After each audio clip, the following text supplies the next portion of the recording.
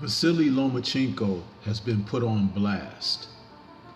The type of attention that a fighter doesn't necessarily want, but he now sees exactly what's happened as he benefits from reverse affirmative action from judges. The title of this video, let's talk about it a little further.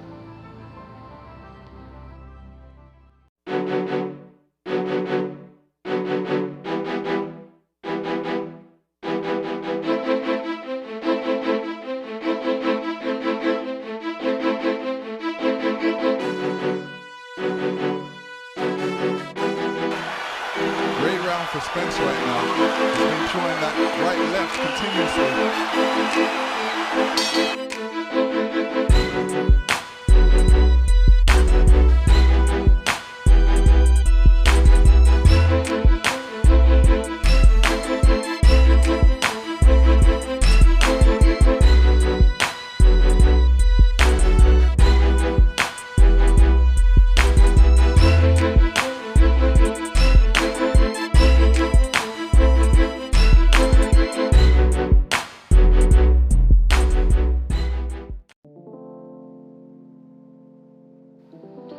Coming out of this past weekend's lightweight battle against Jermaine Ortiz, Vasily Lomachenko has drawn the type of attention to himself that is not the most positive, and we are beginning to see something here.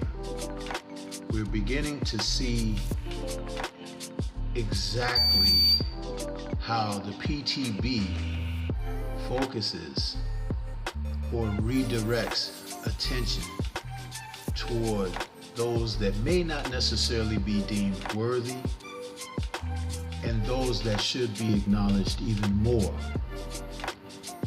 It's a tough business in boxing, and sometimes there are individuals who just don't measure up. Case in point, this fight against Ortiz, who is a person that a lot of people in the sport of boxing didn't give much of a chance against Vasily Lomachenko, but who performed as if he belonged in the ring with the Matrix.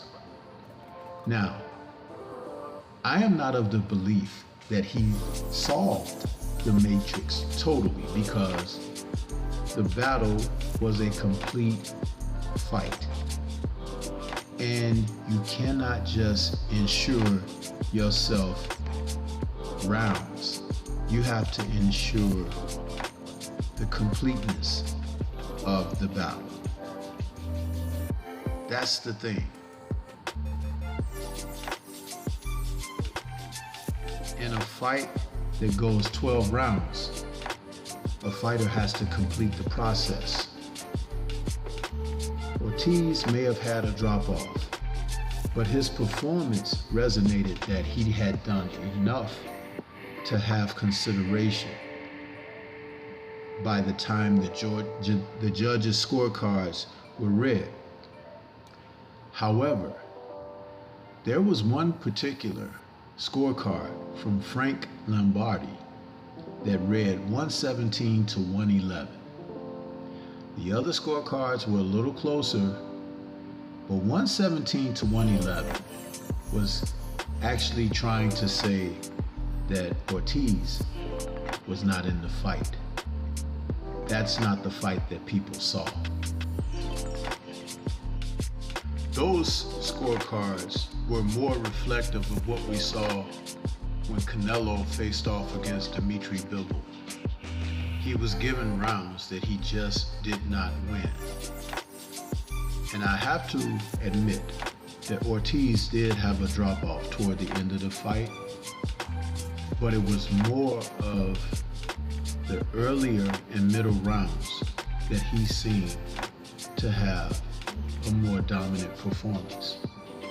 Suddenly, his victory in May of this year against Jamel Herring comes into view more crystallized and meaningful.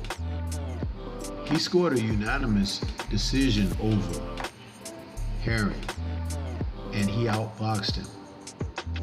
He used his boxing ability to its optimal. Standing 5'8" with a 69.5-inch reach, Ortiz was able to keep Vasily Lomachenko at bay.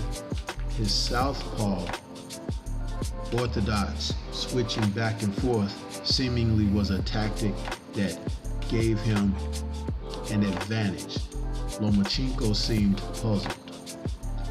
These are the type of things that when a fighter is able to make those type of adjustments in the ring, it can put him in a favorable position.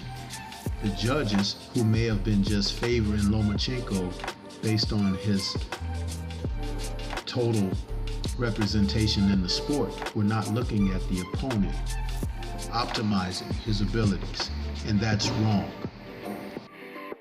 Which leads me back to the title of this video.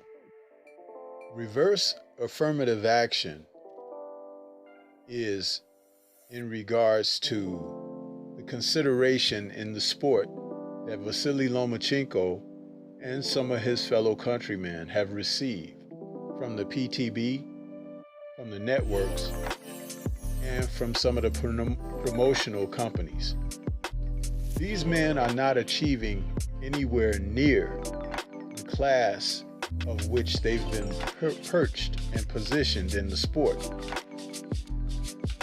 It would be an easier pill to swallow if a fighter like Vasily Lomachenko had taken on opponents that he's lost to, like Orlando Salido or even Teofimo Lopez, in rematches. But he has yet to rematch a fighter that has defeated him. Now we have to look at him having a victory over Ortiz and possibly be positioned for a title shot against Devin Haney, which he really hasn't earned. Haney would be more than happy to oblige, because where Haney's position is in the sport, he's seeking big fights only and to certify his legacy, but not so fast. Vasily Lomachenko, it's not about legacy for him, and it never really has been. It has only been about the opportunity to be in the sport and to be a figurehead that they can position and perch and show him off as a trophy piece. But he hasn't defeated the best in the sport. Yes, he has defeated men who were smaller, less experienced, but those who are more talented, he stayed away from. And now, even though he pretends that Devin Haney might be within his sights, it was a different picture and a different comment when they met each other ringside after his match with Ortiz. He jokingly referred to Devin being a heavyweight because of his size, though he has fought other fighters like Luke Campbell who are bigger than Devin. So, is this a precursor to Vasily looking to navigate around that possibility of facing Devin Haney? Quite possibly the groundwork is being laid. But rest assured, just like he did when he hunted down George Campos Jr., Devin is not going to go quietly into that good night. He may hang around lightweight until he can get this man in the ring opposite of himself. Devin knows the game. He has been well schooled by his dad, and they understand how things work. It is unfinished business at lightweight. for the man who ducked him originally several years ago and now may be looking to duck again. But not so fast, because another young shark is swimming up into the pool. And that shark's name is Shakur Stevenson.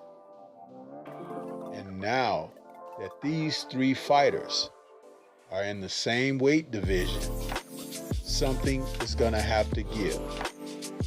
And that something that will give, to me, will be Vasily Lomachenko giving over the reins to these young lions. Yes, he is a deer caught in headlights at this time, and he is food. If Jermaine Ortiz can make such a close battle against him, what would these two well-defined champions and former champion in Shakur, who's still undefeated, do to him next? Let me know what you think. This is Stormybman. Shout out to the mighty LDBC and Liberated Perspective, the third eye view of the world. For more content such as this, please like, comment, subscribe, and share. Do you think that Vasily Lomachenko is benefiting from reverse affirmative action? Let's discuss. Peace to everyone out there, and everyone please remain safe.